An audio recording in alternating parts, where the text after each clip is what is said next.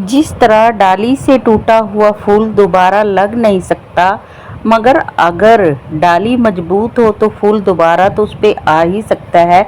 इसी तरह से बीता हुआ पल को वापस हम ला नहीं सकते, पर आने वाले पल को तो हम बेहतरीन बना ही सकते हैं। तो आने वाले पल को बेहतरीन बनाने के लिए हम निरंतर हमको मेहनत करनी चाहिए।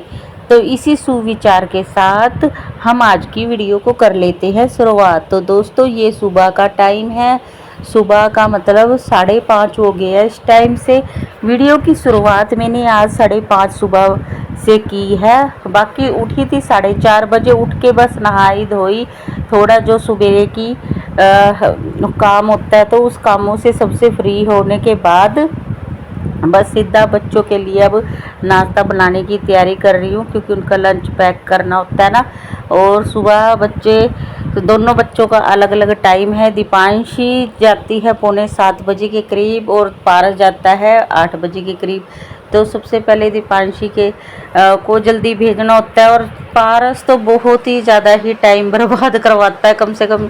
और इतनी जल्दी ये भी मेरे साथ उठ जाता है। अभी आपने थोड़ा सा सीन देखा भी होगा उसका, वो भी इतनी जल्दी सुबह उठ गया। तो उसको बीच में थोड़ा सा प्यार दुलार देने के बाद फिर दोबारा से फिर आगे मैं बड़े काम पे लगी, यानी कि और बस खाने में बनाऊंगी या आलू की सूखी सब्जी बनाऊंगी, क्योंकि दीपांशी को ज़्यादातर आलू की सब्जी ही पसंद है, या फिर वो ये प्याज चटनी इस तरह की सब्जी खाना ज़्यादा पसंद करती है। और अगर मैं उसकी कोई और सब्जी बना के दे देती हूँ ना, तो वो टिफ़िन ऐसे की ऐसी लेके आ जाती है, भूखी रह जाती है, पर रोटी नहीं खाती। फिर बच्चा मतलब ऐसे भूखा रह जाए ना तो ठीक नहीं रहता। तो ना ज़्यादातर मैं सुबह के टाइम में इस तरह से कभी सूखी सब्जी आलू बना रही, कभी फ्रेंच फ्राइज़ के हिसाब वाले आलू बना देती हूँ, तो कभी उबाल के, मतलब इस तरह से ही बन चलता है सुबह के टाइम में। इसीलिए थोड़ी बनाती हूँ, क्योंकि और बाकी सबको इतने आलू वगैरह ये पसंद नहीं है। थोड़ी बनाती हूँ ताकि बस सुबह सुबह में ही हो जाए। तो बस मैंने आलूओं को काट के छील के धो लिया था, टमाटर प्याज को भी अच्छी तरह से धुल लाई थी, बस उनको भी अब कट करके अब बना दूंगी। अब कुछ लोग कहेंगे कि नवरात्रों में आप प्याज खाते हो, ये खाते हो। तो देखो दोस्तों, अपने अपने घर का अपना अपना हिसाब होता है। और मेरे मायके में ये सब चीज़ें मानते हैं, यहाँ ये इस चीज़ों को कोई नहीं मानता। फिर ये ना बोलने लग जाते हैं फालतू की बातें, क्या कहें, इनका दिमाग ही थोड़ा और टाइप का है। तो बस कहते हैं ना, बस फिर ससुराल वालों के हिसाब से ही चलना पड़ता है। ये बोलते हैं हमें तो प्याज के बिना सब्जी नहीं अच्छी लगती, ये है वो है, मतलब फालतू की बातें करते हैं कि माता जी सिर पे बैठे क्या वो क्या मांस नहीं खाता।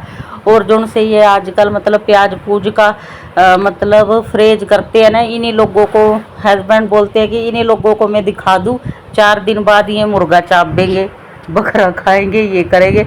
अब ये ढकोसले कर रहे हैं, मतलब ये है, मतलब ये मानना होता है। इनका मानना ये है कि 12 के 18 24 घंटे ही भगवान रहते हैं, फिर बाकी दिनों में क्यों ये मांस मछली क्यों खाते हैं ये लोग। अब ये प्याज तक छोड़ के बैठ जाते हैं। तो मतलब ये तो इनका मानना ये है कि 12 के 18 दिन 24 घंटे सारे दिन भगवान 24 घंटे ही है। तो मतलब हमारे घर में ये अंडा मांस मछली नहीं बनते। बाकी फिर ये प्याज पूज वाला कोई ये सिस्टम मतलब फ्रेज नहीं करते, मतलब सारा दिन एक ही जैसा चलता है। तो इसलिए मैं मतलब इन सब की ये सोच है, तो फिर वही इनके हिसाब से ही चलना पड़ता है। बाकी मायके की तरफ ये चीज़ सब चलता है, लहसुन प्याज ये बिल्कुल एकदम बंद हो जाता है वहाँ। तो बस सरसों के अब लगा दिए छोंक मैंने सब्जी में, एक कड़छी तेल डाल के टमाटर प्याज और हरी मिर्चों को खूब अच्छे से भून लिया था। मिर्च बस कम ही रखती हूँ, क्योंकि बच्चे के हिसाब से चलता है ना सुबह के टाइम में। तो नमक बेसिक से मसाले, कोई ज़्यादा मसाले नहीं डालते। तो बस थोड़ी हल्दी डाल दी, थोड़ा गरम, बिल्कुल ज़रा सा ही गरम मसाला डाला है, और थोड़ी इसमें कस्तूरी मेथी डाल के बनाऊँगी। और आलू भी बिल्कुल पतले पतले से काटे ताकि जल्दी हो जाए, क्योंकि इसे कितनी जल्दी करूँ, छोटा बच्चा है ना जो ये पारस, ये कुछ ना कुछ किसी न किसी वजह से थोड़ा बहुत हल्का लेट ही करवा ही देता है। तो मेरी कोशिश रहती है कि सुबह जितनी जल्दी उठ के अपना काम टाइम से निपटाया जाए ना, वही ठीक है। मतलब मेरी वजह से ना देर हो जाए, इसलिए मैं तो खूब सवेरे जल्दी उठ के अपना नहा धो के बाहर के आंगन की सुमराई करके और जो एक खाली कमरा रहता है उसकी सारा झाड़ू पोछा कर देती हूँ। बाकी जो मेरा काम रह जाएगा, मतलब बर्तन, दूसरा रूम जहाँ पे अभी ये सोए हुए हैं, ये रूम मैं करती हूँ बच्चों के स्कूल जाने के बाद। तो लो जी, सब्जी मेरी हो गई थी, बस अब इसको ढक के पकना रख दूंगी। ये एक तरफ होती रहेगी, दूसरे तरफ चढ़ा दी थी मैंने दूध पत्ती। मतलब ये ना खाली दूध नहीं पीते बच्चे, इनको ना मतलब थोड़ी हल्की पत्ती लगाए थोड़ी पत्ती डाल दी ना तभी पीते हैं। फिर क्या करें, फिर बच्चों के हिसाब से चले। अगर ये फिर ये मतलब पीते ही नहीं, इनके दादा दादी ने ये गंदी आदत डाल दी भी थोड़ी पत्ती डालो पर डालो। और बाद में मुझे याद आया खाना बनाते बनाते, सब्जी बनाते बनाते कि हाय दीपांशु के स्कूल का टाइम हो गया और उसकी तो यूनिफॉर्म रात को मैं प्रेस करना ही भूल गई। फिर फटाफट से सीधी सीधी सी प्रेस कर दी। धुली तो रखी थी, मतलब प्रेस नहीं करी थी। वैसे तो रोज़ प्रेस होती है तो इतनी सलवटें वगैरह भी नहीं थी। बस फिर ये प्रेस करने से थोड़ी और सफ़ा मतलब अच्छी फिनिशिंग सी दिखती है ना बच्चे की ड्रेस में। तो फिर मैंने सोचा चलो थोड़ी सीधी सीधी सी फेर देती हूँ, पर कर ही देती हूँ। मतलब शर्ट तो कोई ज़्यादा ही, घघरी वगैरह पे, इस पे स्कर्ट पे इतनी ज़्यादा ज़रूरत नहीं होती। मतलब टी शर्ट पे ज़्यादा ज़रूरी थी, उस पर मैंने थोड़ी कर दी। अब फिर दोबारा आ गई मैं यही फिर रोटियां बनाने, दीपांशी का और पारस का, उसका दोनों को ब्रेकफास्ट अभी बना दूंगी, दोनों की रोटियां बना दूंगी। बाकी इसके पापा जब उठेंगे तब उनको गर्मा गर्म बना के देनी पड़ती है। सुबह का बनाया हुआ नहीं खाते वो जल्दी सी, मतलब खा भी लेते हैं पर एक बार तो बोल ही देते हैं कि क्या है ये ठंडी रोटी, गर्मा गर्म पराठे बना ले। फिर मैं सोचती हूँ जब उठेंगे ना तभी उनको गर्मा गर्म पराठे बना के दे देती हूँ। बाकी अब इनके हिसाब से, दो बच्चों के हिसाब से अब मैं बना रही हूँ।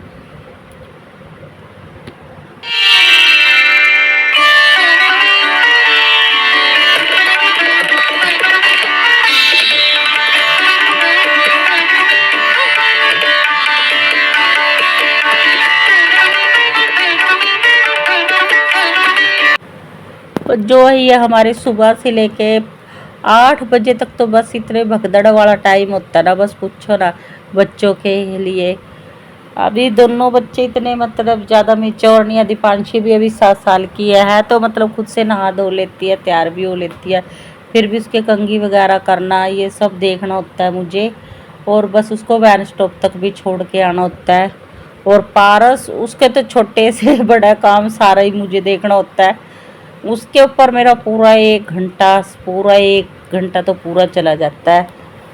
तो बस फिर इसको छोड़ के आने के बाद फिर पारस के लगूंगी। तो बस पहले ही रोटी मैंने बस उसकी निकाल दी थी, गाय तो हमारे यहाँ देखने को भी नहीं मिलती। नाम का ये गांव है पर यहाँ गांव जैसी कोई बात नहीं है दोस्तों, ना तो यहाँ किसी के घर में गाय है ना भैंसे हैं। एक बहुत दूरदार कोई एक आधी किसी के घर में गाय मिल भी जाएगी तो फिर किसके घर में जा के रोटी दे दोस्तों। ऐसी अगर रोटी दे भी आए ना तो कुछ नहीं कह सकते, यहाँ के लोगों के सोच बिल्कुल छोटी। अगर गाय की कुछ तबीयत बिगड़ गई ना तो कह देंगे उसकी बहू रोटी दे के गई थी, पता नहीं क्या देगी हमारी गाय को, ये है वो है। तो फिर इसलिए गाय की रोटी तो नहीं बनाती पहली। हमारे यहाँ पे जोड़ में काफ़ी सारी मछलियाँ हैं, मछलियों के लिए और कुत्तों के लिए, उनके लिए बना देती हूँ मैं। पहली रोटी गाय की, लास्ट रोटी कुत्ते की। तो इस हिसाब से ले जाती हूँ मैं। जिस टाइम दीपांशी को छोड़ने जाती हूँ ना तो 2-3 रोटी ऐसे अपने साथ उनके लिए लेके जाती हूँ। रास्ते में कुत्ते मिलते हैं, मछलियाँ मिलती है। तो नाश्ता वगैरह मैंने बना दिया था, फिर डाल देती हूँ सब्जी।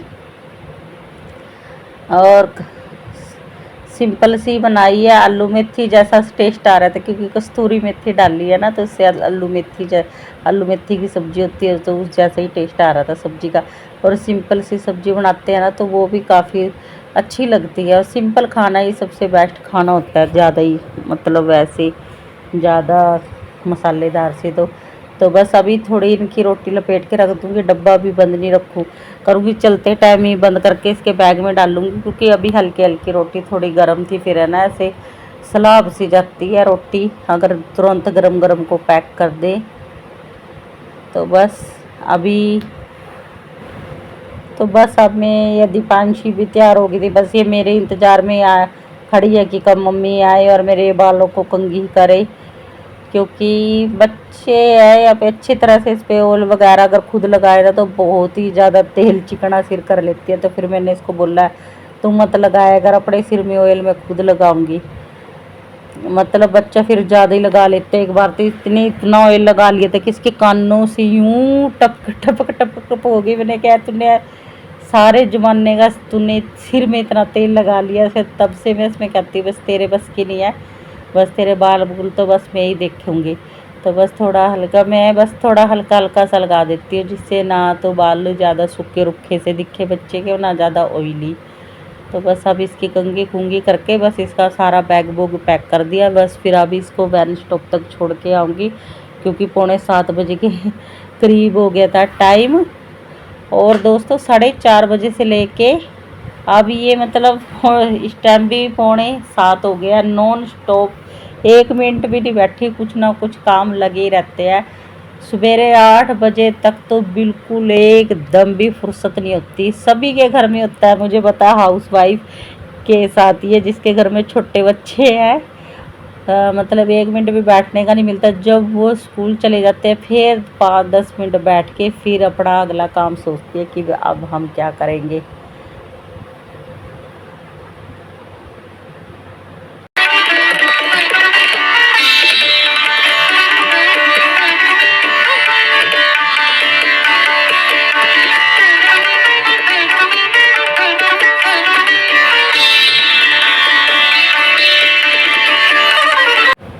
तो ये हो गया हमारा गांव का एरिया। ये कुछ हमारा गांव है। हमारे गांव की सड़कें खूब चौड़ी चौड़ी है दोस्तों, बिल्कुल खुले खुले, मतलब भिड़ी भिड़ी गलियों वाला हमारा गांव नहीं है। और ये आज ये कुत्ता आज इसने मछलियों वाली रोटी भी इसी ने खा ली। मुझे लगता था ये कुत्ता शायद ज़्यादा भूखा, इसके हिस्से के लिए रोटी मैंने डाल दी थी, पर ये फिर और देख रहा था, फिर मैंने दूसरी रोटी ये भी सारी इसके लिए डाल दी, क्योंकि ना मुझे लग रहा था ये भुक्का, क्योंकि इसके ना मासूमियत सी आंखों से कब का देखा ही जा रहा था और पीछे पीछे भी आ रहा था। फिर मैंने बोला बेटा आज मछलियों को रहने दे, इन्हीं को डाल दे मछलियों को, मैं दोबारा जब पारिस को छोड़ने आऊँगी ना तब मैं मछलियों को डाल दूँगी रोटी। और सुबह के टाइम में ना यहाँ बैठना इतना अच्छा लगता है, जब दीपांशी को छोड़ने आते मन एकदम शांत, पानी में यूँ बतके से तैरते रहती है, पहाड़ी और चिड़िया की चहचहाने की आवाज़, दूसरे तरफ मंदिर है, मंदिरों में घंटियाँ बजने की आवाज़, मतलब बहुत ही मनमोहक माहौल हुआ रहता है यहाँ का इस टाइम, बिल्कुल एकदम अच्छा। और ठंडी ठंडी सी हवाएं चलती है। वो देखो आपको दिख भी रहा होगा जोड़ में बत्तख तैरने लग रही।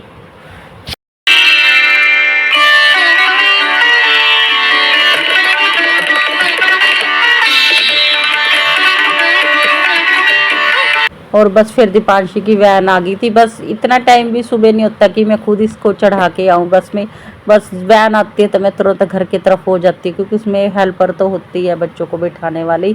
फिर घर आई फटाफट से, फिर इस महाशय को नहलाया, शरारती बच्चे को। इधर नहाते टाइम भी है ना इतना परेशान करता है, कभी छूट के इधर भाग जाए वैसे, कभी इतना, मतलब इसको सुबह के टाइम में बड़ी शरारती सूझती है, बहुत शरारती है ये। फिर इसको जैसे कैसे पकड़ के इसको फिर नहलाना पड़ता है। फिर अब कर दिया मैंने इसको रेडी, और बस ये अब बच्चे को लगा देते हैं एक नज़र का टिक्का, और धूप भी सीधा कमरे में आ जाती है। इस टाइम पूरे 7:45 बज गए हैं। और ये सेंई वगैरह लाई ना इसकी दादी जी बोलती है कि बच्चों की आंखों में सेंई डाला कर, कान के पीछे काला टिक्का लगाया कर, पैर के नीचे लगाया कर। और छोटे बच्चों के ऐसे ऐसे श्रृंगार करना अच्छा भी लगता है, बड़े होके तो कहाँ करना है ये। तो बस अभी इसको रेडी करके फिर इसको लेके जाऊंगी वैन स्टॉप तक। तो बस सुबह के टाइम में यही चलता रहता है। तो आज दोस्तों मैंने आपके साथ अपनी सुबह की अर्ली मॉर्निंग रूटीन शेयर करी है दोस्तों, कि सुबह के टाइम में एक हाउस वाइफ किस तरह से बिजी रहती है। तो उम्मीद करती होंगी तो दोस्तों आपको आज का व्लॉग अच्छा लगा होगा। अगर आप मेरे चैनल पे नए हैं तो दोस्तों प्लीज़ दोस्तों सब्सक्राइब कर लेना चैनल को, बेल आइकन के बटन को दबा लेना दोस्तों। अब मैं मिलूँगी आपको अपने नेक्स्ट व्लॉग में, तब तक के लिए बाय बाय दोस्तों। वंदे मातरम, जय हिंद। खुश रहना, मस्त रहना, जीवन में यूं ही तरक्की करते रहना दोस्तों।